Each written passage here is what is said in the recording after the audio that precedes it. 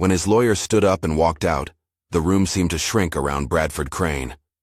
Cameras pivoted, microphones leaned forward like curious insects.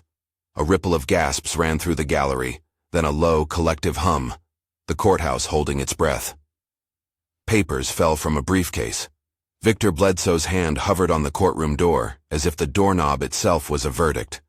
Bradford, in a suit tailored to cut the years and the weight of headlines, kept his hands folded on his lap. For the first time that week, the billionaire did not look like a headline. He looked small and exposed on the wooden bench beneath the clock. The judge's gavel was a dry rap, an attempt at order. Judge Karen Delgado's face had the calm of someone who had seen too many storms come through this building to mistake thunder for hurricane. She called for decorum. The press pushed forward. A juror blinked hard. Somewhere near the back, a bailiff's radio crackled and was swallowed by the noise. No one expected the janitor to be the next disturbance. Leonard "Lenny" Garrison had been sweeping the courthouse for 2 decades. He knew the building like the map in his bones. The curve of the marble, the place where drafts sneaked in, the closet where the extra mop heads lived. His coveralls were ink-stained at the cuffs, and his badge hung on a chain that had seen better days. He had heard every rumor that floated through the hallways, scandal, plea bargains, accusations turned into headlines overnight. He had learned early how to keep his head down and his hands busy. That afternoon, the scent of floor cleaner, a sharp, almost citrus ammonia, hung in the air, competing with the metallic tang of camera lenses and perfume. Lenny was near the back, mop propped against the rail, watching like everyone else. He had cleaned out jury rooms after late-night deliberations, swept up the crumbs of hurried breakfasts eaten on court steps, handed tissue to witnesses who had cried too long under oath. The courthouse was his second home, and its people, however rich or powerful, had become familiar presences in the margins of his life. When Victor Bledsoe stepped away from Bradford's table and left through the side door, the room's disbelief turned into a bruise of curiosity. Reporters scribbled faster. Jurors exchanged looks. Some in the gallery snorted, as if the trial had become a farce. Lenny felt something move in his chest like a memory restarting. The sight of Bradford alone brought back a night years ago. A rent notice folded in an envelope. A call that took 3 rings before anyone would pick up. He had stood on the threshold of his small apartment, tired and hollow, watching his little son Tariq's confidence fold in on itself, the way a sheet wrinkles under a wet hand. He remembered the feeling of not knowing where to turn, the sourness of pride that refused assistance until there was almost nothing left to hold on to. He had not planned to act. He had come to work, as he always did, to make the floors shine, and to make himself useful in the small, steady ways he could. But then the sound in the room shifted. Not just the legal language, but something softer. A human man. A man he had seen smiling across a city park years ago, now looking abandoned by his own team. Lenny stood. The gallery heard the scrape of boots harder than the shuffle of people. Cameras swung. A reporter whispered into a lapel mic, and the whisper rippled down the rows like wind through dry grass. Lenny walked toward the front as if muscles that had always known how to move were suddenly in charge. He climbed the few steps, his mop bucket left where it had been, and his voice carried in the hush of the courtroom, plain and loud and steady. "I will defend him," he said. Silence tightened into a film. The clerk's pen stopped. Bradford's face moved from confusion to a flash of something like relief, then alarm. Judge Delgado's eyebrows climbed. The jurors blinked as if waking from sleep. For a man who had never spoken to a microphone on a stage, Lenny's declaration landed like an accusation and a promise at once. It was not a theatrical line. It was not for the cameras. It was the old-fashioned sound of something like conscience making a decision. Victor Bledsoe, in the corridor beyond the double doors, paused with his hand still on the frame. He looked back as if half expecting to see a colleague, not a janitor.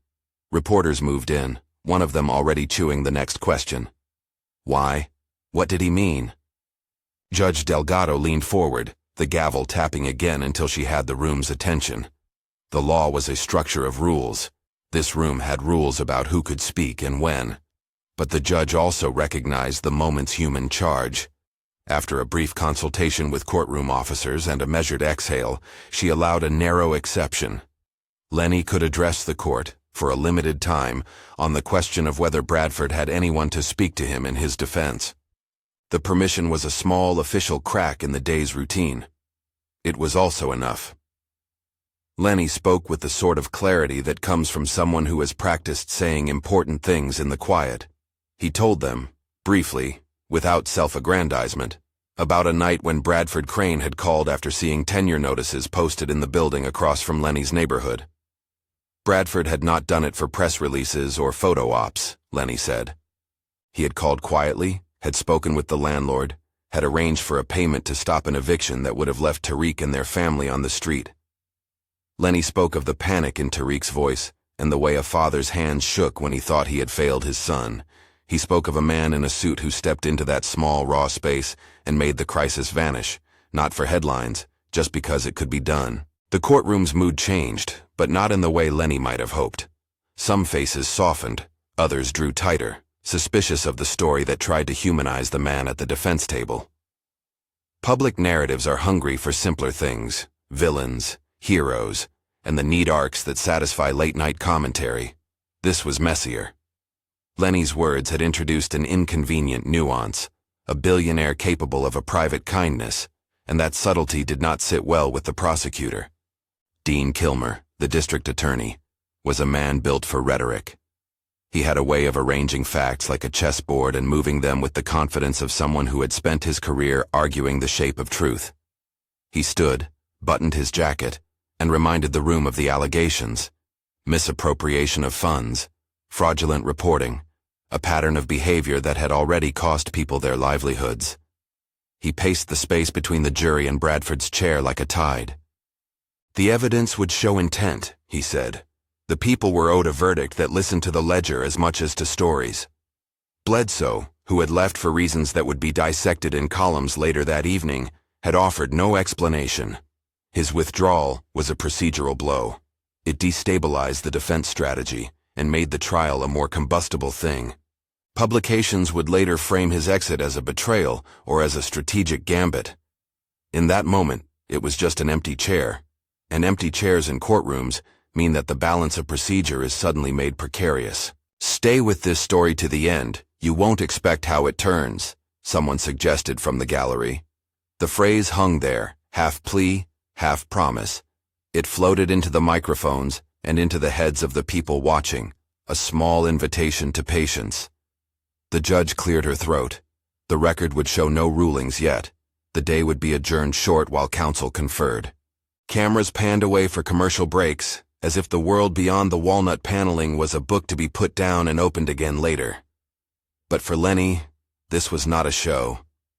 He left the courtroom with a small piece of paper in his pocket, the number of a paralegal who had whispered something about files that everyone else had missed. There was a nervous energy humming in his palms as he walked back down the marble steps. The mop bucket had been taken by another janitor. The world had not stopped being itself. A reporter called out a question and Lenny only half heard it. He had said he would defend Bradford Crane, but he did not mean to step into the legal shoes of a trained lawyer. He meant something simpler and stranger. He meant to find the truth he could reach with the kind of work he knew how to do. His life had not been linear. He had a short list of unfinished things that fit in the pockets of his coveralls like lint and lost keys. Before the mop, before the courthouse, there had been law school, 2 semesters of night classes, textbooks that smelled like sweat and second-hand pages, and a scholarship that almost covered tuition. There had been the accident that took his wife, an illness that ate the savings, and then the steady decline of options until the textbooks were replaced by mops. The law degree remained a half-remembered map. It had taught him how to look at documents without fearing the fold of paper, and had given him the language to see patterns where others saw bureaucracy. Tariq was the one straight line in Lenny's life. He was a kid who liked to take apart old radios and who could recite the appellate decisions Lenny tried to simplify for him at night. Tariq's laugh was a thing Lenny held on to, the way a drowning man clings to buoyancy. It had been for Tariq's sake that Lenny had kept his chin up and kept his hands busy. He had imagined sometimes that someday he would finish law school. That thought was less about a professional title and more about being able to tell his son, "You can finish what you start." Now Bradford Crane's half-memory of mercy had opened something. It made Lenny's unfinished law studies feel less like a book abandoned and more like a tool rusting on a shelf that could be used again. The paralegal's numbers were in his pocket, and a list of exhibits from the prosecution's binder, printed, numbered, and heavy, was a map to follow. He decided quietly to follow it. Adjournment meant the courthouse emptied and refilled in waves. Reporters filed camera footage into their trucks. Jurors were escorted into waiting rooms with coffee and cookies, the small comforts that make civic duty bearable. Kilmer's team gathered their exhibits like a stack of knives, sharp and precise. The defendant's table was a small island of silence, interrupted only by Bradford's hand occasionally trembling when he reached for a glass of water. Lenny lingered near the clerk's desk, an actor in the margins. He watched the screen on the wall where evidence thumbnails leapt like fish in a shallow tank. On that screen, a spreadsheet flickered. Columns of dates, routing numbers, entries that, to the untrained eye, would say no more than numbers. But Lenny had read enough ledgers to notice the ones that didn't match the handwriting of the rest. There are small things you learn when you spend years noticing other people's messes. A smear where someone's palm had rested. A coffee ring that doesn't belong to the cup seen in the photo. An invoice initialed in a slanted hand that reappears across different documents. Lenny had taught himself to see the story in those small things. He photographed the spreadsheet with his phone, a habit from when he took photos of lease agreements that had saved Tariq from eviction, and stepped into the corridor where the light was cooler. He zoomed in on a memo that had floated across a deposit entry. The initials in the memo were not the company's commonly used sign-off.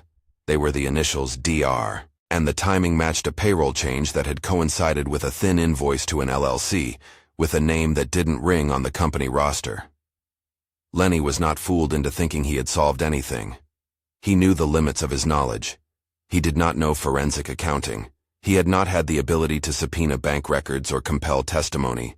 He was, by all official measures, entirely unqualified to swing the levers that steered a courtroom. What he had, though, was a stubborn curiosity and a willingness to do the slow public work, photocopying, cross-referencing, asking politely for files at public counters.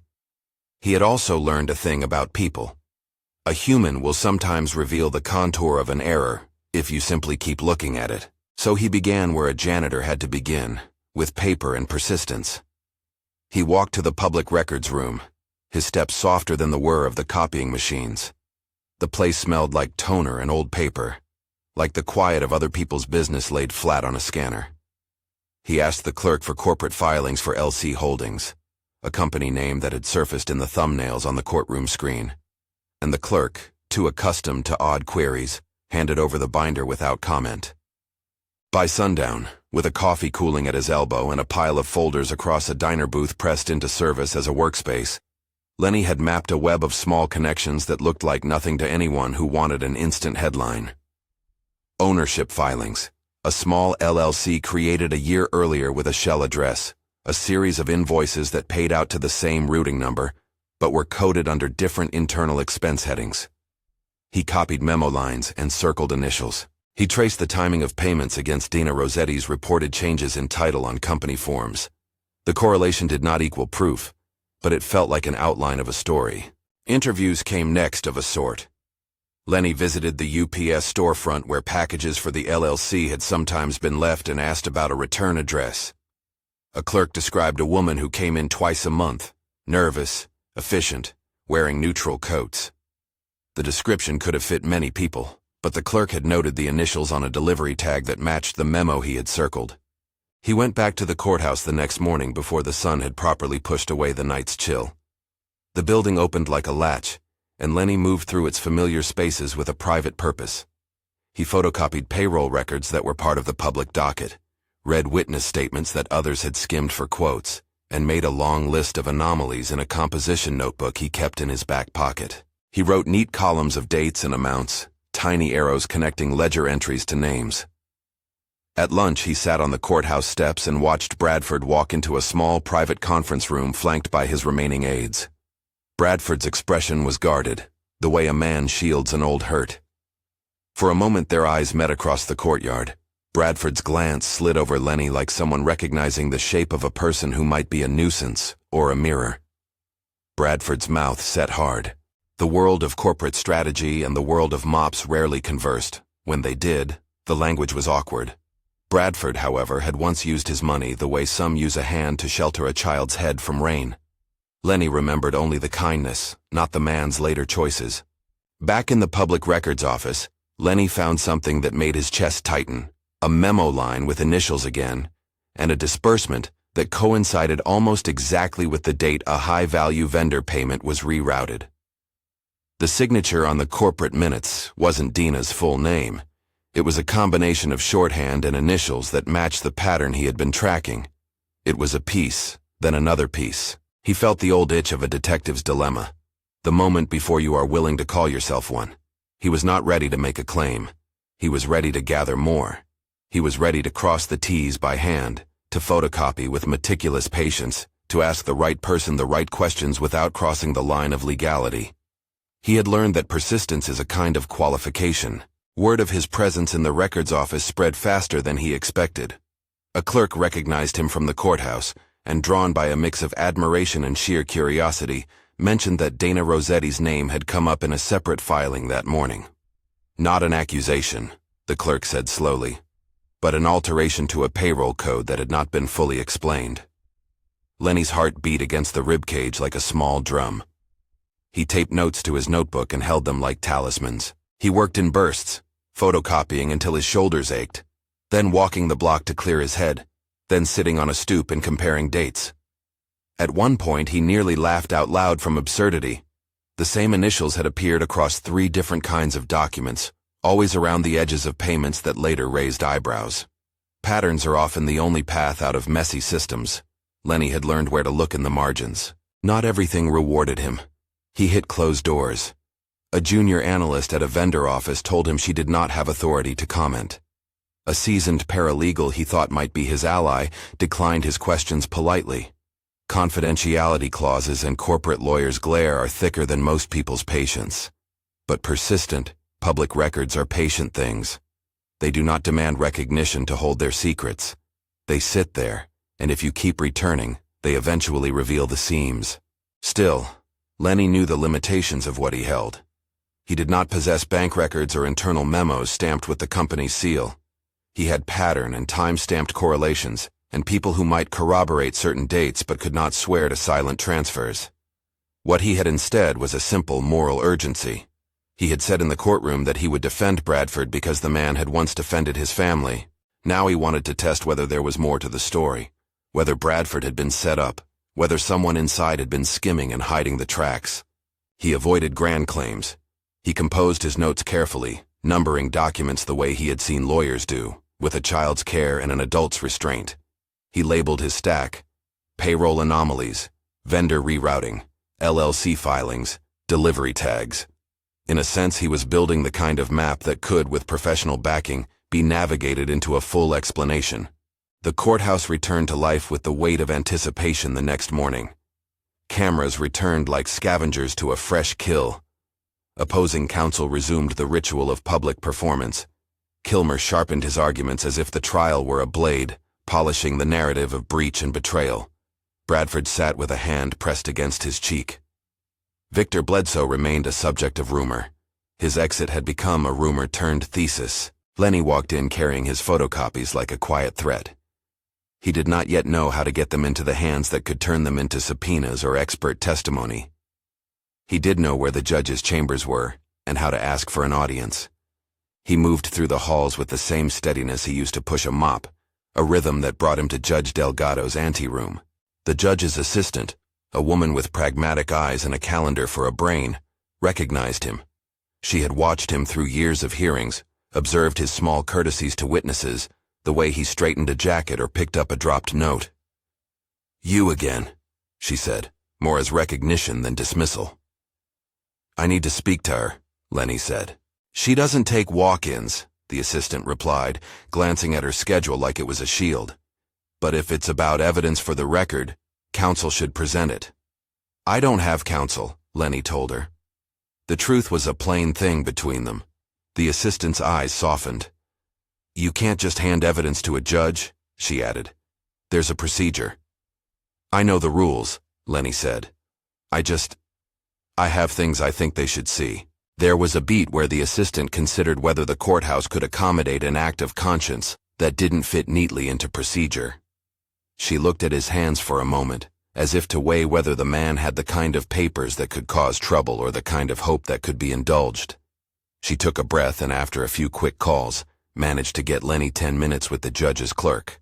A small victory. Lenny sat in the chair across from the clerk and spread his photocopies like a modest offering. The clerk examined them with the professional skepticism of someone who had been shown too many conspiracy theories and not enough evidence. What is this? She asked, flipping pages. Payroll changes, memos, delivery tags, Lenny said. They line up with a company called LC Holdings. The initials on the memos match, DR, and there's a pattern of payments that look rerouted. I'm not an accountant, I'm not a lawyer, but these are public filings. Someone ought to know about them. The clerk's fingers paused on a page with the corporate minutes. Her expression shifted from perfunctory to intrigued the way clothes fall into a better shape on a hanger. Where did you get these? Public records, Lenny said. And a UPS tag. A clerk told me about deliveries. She considered the stack again. She could, by the rules, refuse. She could also do what the courthouse sometimes did in private, acknowledge that some evidence takes a human being to notice. She made a notation and walked the pages down a corridor to the chambers, her footsteps quick on the linoleum. For a moment, Lenny felt the entire architecture of the courthouse tilting, not spectacularly, not in the way films depict sudden epiphanies, but in the smaller, more consequential realignment, bricks of procedure shifting to allow a human hand through. He wasn't claiming to be the savior of a system. He was simply a man who had noticed a seam and tugged gently to see if it was caught on something. Judge Delgado did not storm out to greet him. She did not cross her desk and shake his hand. What she did was take the folder, turn the pages, lift an eyebrow, and make a note. She asked a couple of sharp procedural questions about chain of custody and the provenance of documents. Lenny answered as honestly as he could, sometimes admitting ignorance where he had none. We'll consider whether there's cause for a forensic review, Judge Delgado said finally, her voice steady. I can't promise anything the rest of us don't already know, Mr. Garrison, but you can place these into the record, and counsel will be advised. It was not a green light, but neither was it a dismissal. It was enough to get the documents into the system where they could be pressed and probed. Someone from the district attorney's office would, inevitably, look them over. Bradford's remaining counsel would take them into account. The courtroom would hum for a while with new activity. Lenny left the chambers feeling the familiar tension of a man who had stepped across a line into a place that required courage and offered no reward. He had kept his promise to himself, to follow something because it felt like right, and yet he understood the precariousness of what he had done. He had not become a lawyer by standing in front of a judge. He had become a man willing to do the work he could do. By the end of the day, his hands were ink-streaked and his notebook bulged with notes. He had mapped enough that a pattern was no longer a rumor. The initials punctuated payments in ways that demanded attention. The LLC had a shell address and a manager who rarely acknowledged phone calls.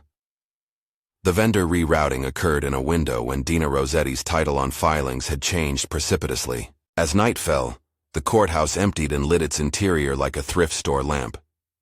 Lenny walked the halls and ran a hand over the banister he had polished thousands of times. There was a small peace in the repetitive motion of cleaning. The world made sense under his cloth. But tonight the cloth could not sweep away what had been seen. The corridor's fluorescent dazzle cast long shadows, and in one of them, Bradford Crane passed by with a small entourage. Their eyes met for a second, that flicker between people who are not enemies but not friends either. And Bradford's gaze lingered as if to say thank you and sorry at once. Lenny did not wait for gratitude. He had no appetite for a medal. He only wanted quietly to know the truth. He wanted to offer the kind of defense that begins with asking questions. He had stepped up in the courtroom with a line that journalists would print in headlines, and now he had stepped into the quiet, slow work that might, if properly applied, alter the shape of the story. He folded his photocopies, careful with the corners, and placed them in an envelope he labeled in block letters, Notes, LC Holdings. He slid it into his pocket and felt the weight of paper like a promise. He lingered beneath the courthouse clock, watching the minute hand crawl, thinking of Tariq asleep in their small apartment, maybe dreaming of radios and clean circuits. If he could not finish law school for himself, perhaps he could give his son a better map. Perhaps the act of trying would be enough. Outside, lights blinked from news vans at the curb, and the city's hum settled into a steadier rhythm. A few people noticed the janitor with the envelope and mistook him for someone returning a lost file. Lenny smiled at the thought. For him, momentary invisibility was not a loss. It was more often an advantage. The best work is sometimes done before the cameras return. He thought of the judge's measured caution, of Kilmer's rhetoric waiting to be sharpened, of Dina Rossetti's name, which in his notes shifted tones from a simple signature to a possible fulcrum. He thought of his own limits and the unglamorous dignity of doing what he could, where he could. The next morning, as he wheeled his mop bucket through the courthouse doors, the world already smelled like coffee and newsprint. The day would bring camera lenses and editorial takes, legal briefs and rhetorical flourishes. It would bring the slow, methodic machinations of law that unfold like gears. Lenny pushed his bucket with purpose. He had begun to stitch something together, and stitches, once started, demand attention. He did not know how far his small stack of papers would travel in the machine of justice. He only knew the next step, to keep looking, to keep gathering, to keep doing the work a janitor could do that a headline could not. Outside, a voice on a reporter's phone said, "Janitor says he'll defend Billionaire." The phrase landed like a pebble in a pond, and then became a ripple that touched the surface of other people's interest. Lenny squared his shoulders, tucked his hands into his pockets to still their tremor, and walked into the chamber of everyday duty. The mop would wait. The photocopies would wait in the envelope. The courthouse would turn, slow and deliberate, over a new and delicate seam. He had promised to defend a man who had once, in a small act of mercy, defended his family. Now he would try to be faithful to that promise, not with legal technicalities but with patient, exacting work. And as he pushed open the door into the hall where the day's proceedings would resume, he felt that familiar thread of fear braided with a steadier thing: resolve. The rest of the world could call him a curiosity, a spectacle, a headline. To himself he was simply a man following the evidence his eyes had dared to see. The next morning the courthouse hummed with a new, taut energy. News vans clustered like dark beetles at the curb, and reporters hovered in the atrium with notepads tucked under their arms like shields. The gallery filled again, this time with an audience hungry for the next twist. Whispers of a janitor turned sleuth had ignited a curiosity that neither side could wholly control. Judge Delgado began the session with her usual measured cadence, calling the court to order as if reminding the building itself to breathe. The prosecution rose first, files and tablets arranged like a military formation. Dean Kilmer's eyes flicked, sharp and calculating. He had spent the night reshaping his narrative. To him, the sudden appearance of documents from an unlikely quarter was either a helpful surprise or a distraction to be neutralized. Bradford Crane sat at the defense table with his hands clasped. He had become smaller in the week since headlines found his face, but there was an alertness under the surface now, the wariness of a man who has been surprised by mercy and then must see whether mercy shields or exposes him.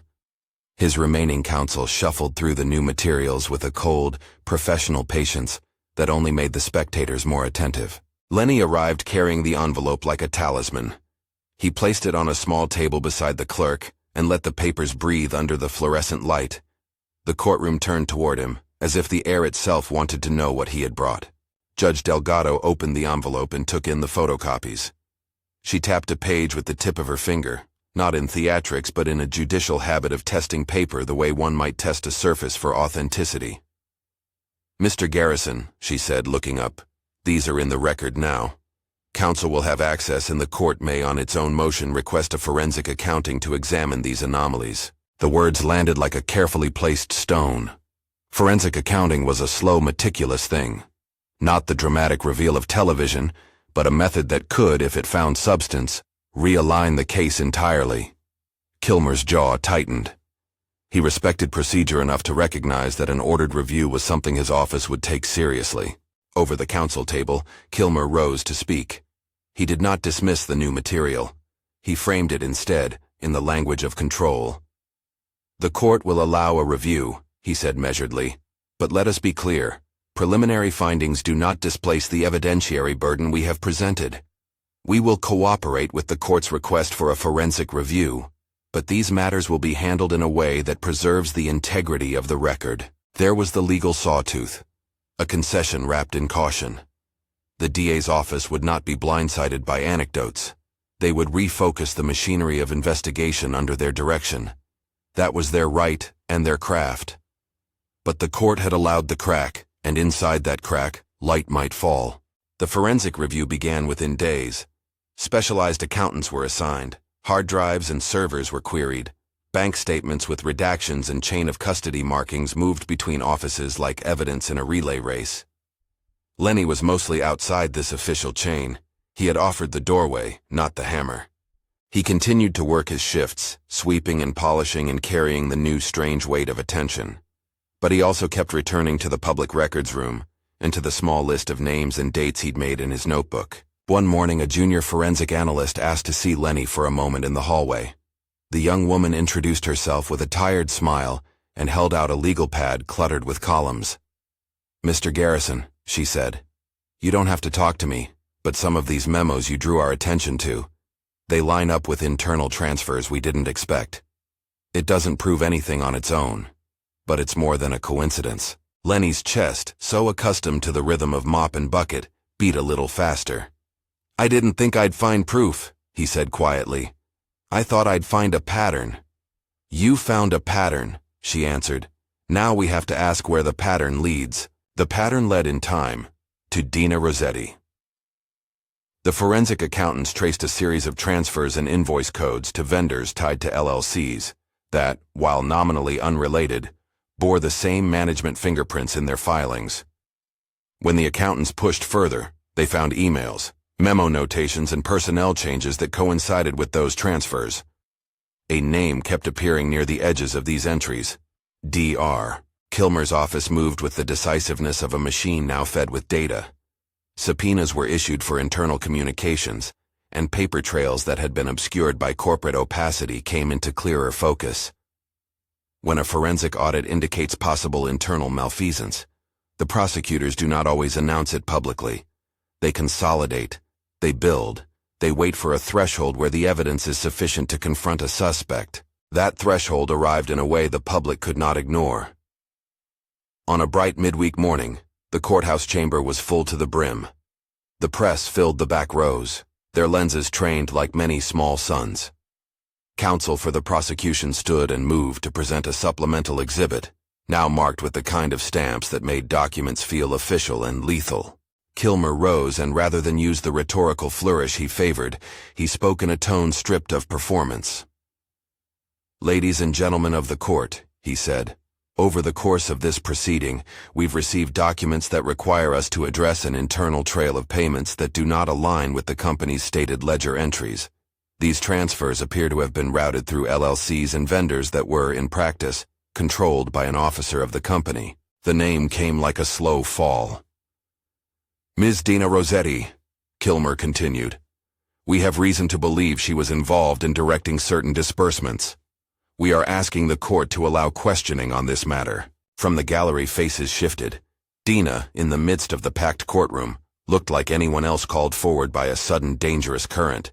She was typically composed in company meetings, a figure who kept numbers tidy and shoulders squared. Now she sat with the color drained from her face, her fingers whirring the edge of a document. When the judge called for testimony, the room's temperature changed. Dina took the stand with an expression that suggested she had rehearsed every line of defense a dozen times, but had not rehearsed the feeling of everyone's eyes settling on her with the weight of suspicion. Kilmer's questions came precise and clinical, the way a scalpel moves. "Can you explain why invoices to vendor accounts were assigned to LC Holdings and why Mr. Crane's board approvals were bypassed in some entries?" Dina answered at first with the practiced cadence of someone used to deflecting chaos with spreadsheets. She told of delegations and the fast pace of a growing company, of oversight mistakes and miscommunications. The courtroom watched, measuring the rhythm of her voice against the paper evidence displayed by the prosecution, memos with initials, delivery receipts, coded invoices. Then Kilmer produced a document that matched an invoice to a return tag from a local shipping outlet, the same UPS clerk's note Lenny had secured. The clerk's testimony placed a discreet delivery agent at the address listed for LC Holdings on several dates. The timings lined with a series of payroll entries that altered routing numbers to channels outside the company's normal payment processors. The forensic accountancy showed a pattern of small diversions, repeated over time. Dina's defenses began to fray. Under Kilmer's questions, the careful architecture of her explanations shifted. She would offer an answer, and then retract to clarify, and in the retraction, a new hole would appear. The human voice is, in court, an unreliable instrument once it meets the cold cross-hatching of documents. When asked directly whether she had authorized diversions, Dina's hands trembled. "There were transfers approved," she said in a voice that felt thinner than the room required. I handled the vendor reconciliations. I didn't realize." Her sentence collapsed, not for dramatic effect but because the truth, or something like it, had lodged in her throat. Kilmer did not shout. He did not need to. He let the evidence sit in the air like a heavy thing and then let silence do its work. A client who had once mattered to headlines, now watched as a long pattern of small decisions had been traced by patient figures into potential criminality.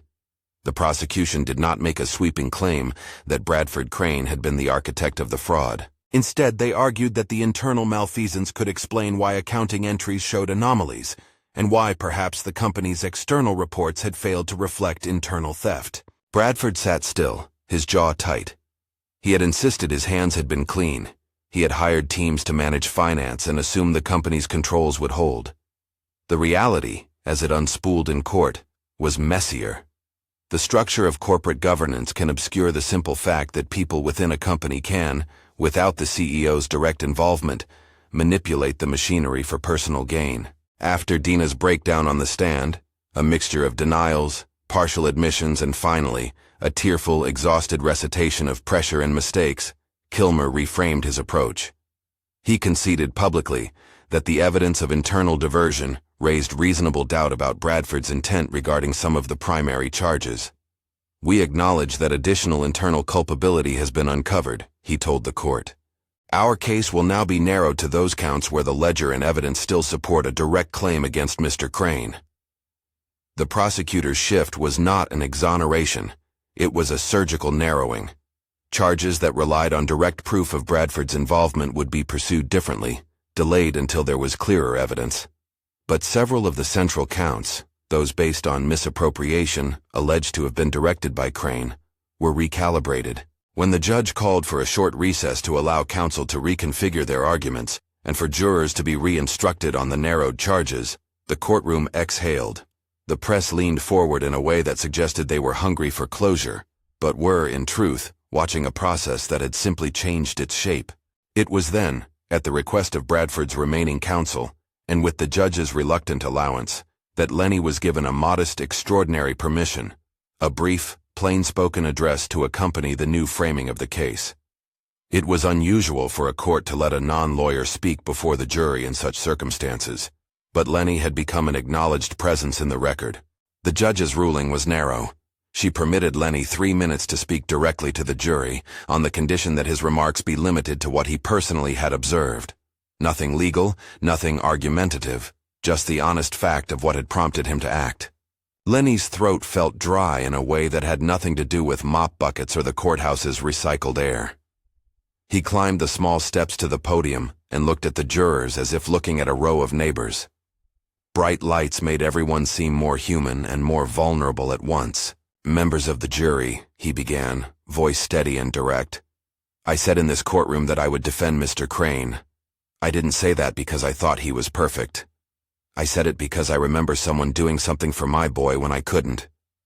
I remember being at the edge of losing everything and someone calling the landlord and making it stop." He paused, and the room narrowed to the sweep of his words. There were no legal citations, no attempts to frame law into poetry. There was just human memory, and the moral logic that had driven him to act. "I am not a lawyer," he continued. "I am a janitor. I clean what people leave behind. Along the way I learned to look at things. I saw memos and initials and payments that didn't make sense. I brought them here because I hoped, they might explain something I couldn't see from the outside. You have to decide whether the state has proved what it's claiming. You have to decide what the facts mean. He looked toward Bradford briefly, not to plead, but to name the man who had once made a call that mattered to a family in need. People can be complicated, Lenny said. Sometimes people who do wrong also did right at other times. I didn't come here to make excuses for anyone. I came here because a man once did what he could for my son, and I thought I could do what I could in return. He stepped back, the 3 minutes over, and the permission that had seemed so strange now concluded. The jurors had seen a human face without the gloss. They had listened to a voice that spoke of gratitude and of curiosity and nothing more. It was precisely the kind of testimony that, in the court of public opinion, might make headlines. In the actual court, it offered an orientation, a reminder that the case was not only about ledgers, but about people. Deliberations took on a different texture. Freed from certain counts, the jury's task narrowed. They weighed the evidence that tied Bradford directly to acts of embezzlement against a backdrop of newly revealed internal wrongdoing. Kilmer and his team had done their best to keep the focus on what the state could prove beyond a reasonable doubt. Bradford's defense framed him as an executive who had trusted others, and whose oversight had failed, not a man who had personally orchestrated theft. When the jury returned, the sound of the door closing echoed like a punctuation. The forewoman carried the gravity of their decision on her face. She read the verdict with the officialist's calm that comes from performing a ritual that reshapes a life.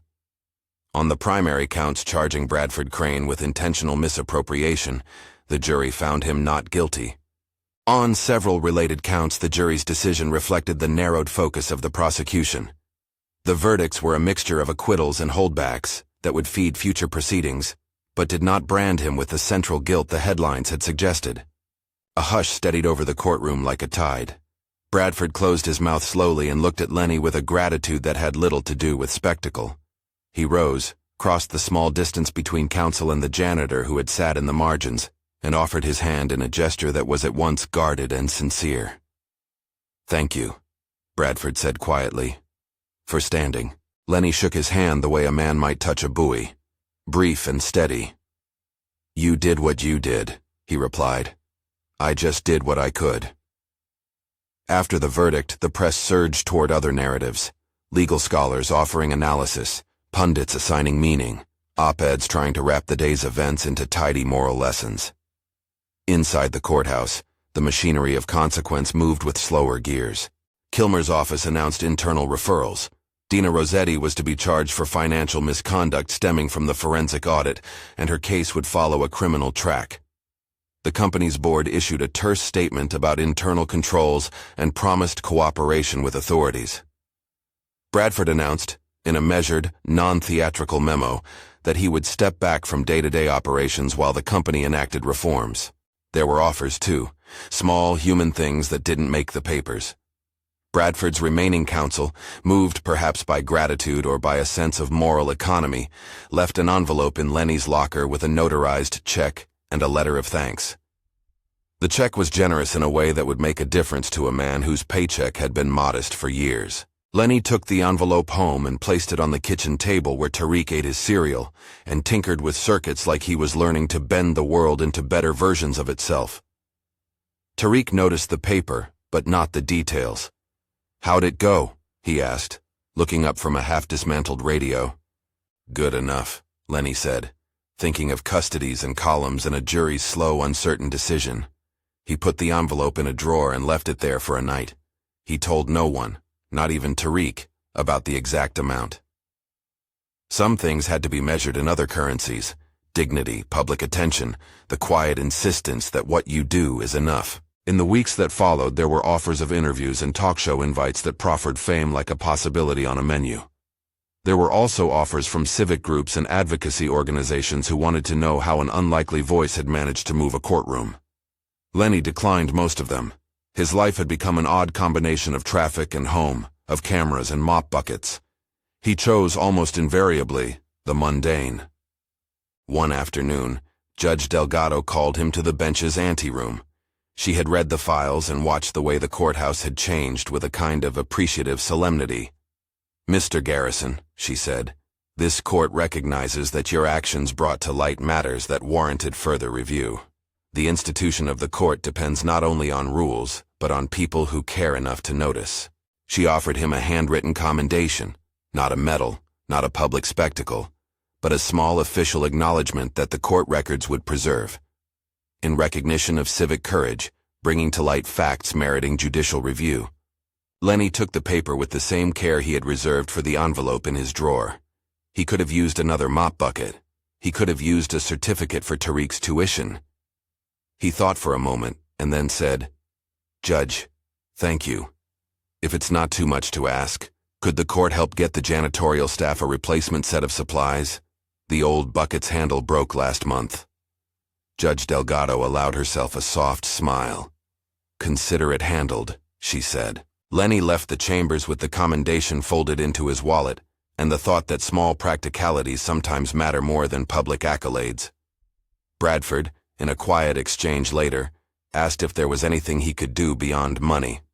"If there's ever anything, a recommendation or help with Tariq's schooling, tell me," Bradford offered. He seemed to understand the peculiar currency of favors now. Gratitude that couldn't be bought with corporate checks. Lenny considered the offer and declined the idea of a personal gift. "If you want to help," he said slowly, "make sure the company fixes what made this possible. Make sure folks who get paid to watch the books do it. If you do that, that's enough." Bradford listened as if taking notes. "I'll stay on that," he promised. The public appetite for neat endings is voracious, and so the narrative splintered into 100 tidy summaries. Janitor sleuth saves billionaire, corporate scandal reveals rogue accountant, man who did a favor, gets a favor, returned. None of those headlines captured entirely the way Lenny felt when he walked back into the janitor's closet to find a brand new bucket waiting for him, its handle smooth and unbroken, its wringer gleaming. He laughed, a small sound that surprised him, and felt Tariq's arms around him when he got home that evening. "They got you a new bucket?" Tariq asked, eyes bright. "Yeah," Lenny said. "Looks like this place finally heard me." Tariq kept tinkering with radios and law textbooks Lenny had found used on a nearby shelf. One night, over a bowl of soup that tasted like ordinary life, Tariq said, "Dad, you should try law school again. Finish it. Finish for me and for you." Lenny put the spoon down and looked at his son. The worn plan he'd once carried like a folded map had become, in the light of recent weeks, less remote. He found the possibility warm and dangerous in a way he liked. "Maybe," he said. "Maybe we'll look into it." There were external consequences that mattered as well. Dina's case continued on a different track. She faced charges for the transfers identified by the audit. Corporate oversight committees were reconstituted. Kilmer's office faced scrutiny and, in turn, public questions about prosecutorial focus. Reasonable questions for an institution that moves among both triumphs and missteps. None of these ripples simplified the human facts. People had been harmed, some by negligence and some by misconduct. The court had done its part within the limits of its procedures. For Lenny, the stakes were simpler and more personal. He refused offers of large publicity fees and staged appearances. He refused the check he found in his locker one morning, left there anonymously by someone who thought gratitude could be solved by bank transfers. He walked to the company's front desk with the envelope and asked to see Bradford's remaining counsel. He handed the unopened check back with a note. "I will not take money for what I did." It was private, not performative. When Bradford heard, he called Lenny and left a brief voice message. "I understand," Bradford said. "If you ever need a reference or help with anything practical, ask. That's my promise." What Lenny wanted in the end was a quiet acknowledgement that the small work of noticing can change the shape of things. He wanted a path for Tariq that didn't include the same compromises he had had to make. He wanted sometimes merely to be allowed to be invisible again, to do the steady handwork that gave him quiet joy. He returned to his shifts and to the habitual rhythm of the building. The mop's bristles moved back and forth in that satisfying arc of effort and result. He polished banisters and counters and cleaned the coffee stains left by people who thought the world belonged to them. He greeted witnesses who came in early and adjusted the courtroom chairs before deliberations like a guardian of the small comforts that make civic duty possible. Once, as he divided his time between sweeping the corridor and watching Tariq tune a radio on their kitchen table, Bradford walked past the courthouse steps with a small aide. He paused, looked up at the courthouse's stone face, and for a moment, their eyes met. Bradford lifted a hand in a slight, private nod. Lenny returned the nod with the casual courtesy of two men who had moved through a narrow, complicated corridor of life. The acknowledgement was not public, but it was enough. Months later, on a Thursday morning that felt ordinary and therefore precious, a new mop bucket arrived for the janitorial closet. It had a sticker from the courthouse maintenance budget and a small handwritten note from Judge Delgado. For steady hands and brave heart. Use it well. Lenny placed the sticker on the handle and tucked the note into his wallet. He kept the commendation from the judge there too, next to a small photograph of Tariq taken at a science fair. He liked having proofs of things he cared about. The careful notes of a judge, the evidence of a child's inventiveness. Both were forms of testimony that mattered in different ways. The courthouse returned each day to its slow civic liturgy. Hearings, paperwork, the grind of cases that rarely resolved into tidy morals. Lenny's life resumed its fold of small tasks and occasional gravity. People still recognized him in the lobby sometimes, and sometimes they didn't. He enjoyed both. He liked the quiet dignity of doing what he could, and the rare, unsettling moments when those small actions had consequences beyond his own intention. At night, when Tariq slept and the city outside hummed with a million unsolved complexities, Lenny would sometimes sit at the kitchen table with a law book open in front of him. He read a paragraph and made a note, not because he needed the title on paper, but because it felt right to continue what he'd started. He taught Tariq what he could about reading carefully, about looking for patterns, about the stubbornness of truth when someone cares enough to follow it. The line he had spoken weeks earlier, "I will defend him," became in his mind less a slogan and more a testament to an ethic. Defend what you can, when you can, because sometimes the defending is the work that makes the world a little less likely to forget the small human acts that matter. When the next woman or man sat in the witness chair and cried quietly into the tissue the clerk offered, Lenny would straighten a chair or silence a squeak in the floor. He would do the small, exacting work the world needed and seldom celebrated. The courthouse, which had once seemed a place where the loudest voices always won, felt subtly altered. It was the same building. It housed the same rules. But the people inside it had been reminded that courage and attention can come from unexpected corners. If anyone asked Lenny later whether he had sought fame, he would shrug and say he had wanted only to be faithful to a debt of gratitude and to the truth he could find with the hands he had. He would tell them, too, that justice is sometimes a slow, uneven thing, and that pointing to where things are wrong sometimes matters more than finding a perfect ending. And on an ordinary afternoon, pushing his new bucket through the hallway as the smell of cleaner mingled with the faint tang of newsprint, Lenny paused at the courtroom entrance. He looked at the bench, at the plaque that gave the judge's name, at the worn spot on the banister he had polished 1,000 times. He touched the wood and left a clean handprint, a small private mark of a man who had stood in the margins, spoken, and then returned to the work that sustained him. "If this moved you," he might have said, had he been asked to speak for the cameras, "share it with someone who needs to know that courage can come from anywhere." He did not say it aloud. He simply pushed the mop forward, letting the floor shine where it had been dull, and walked on.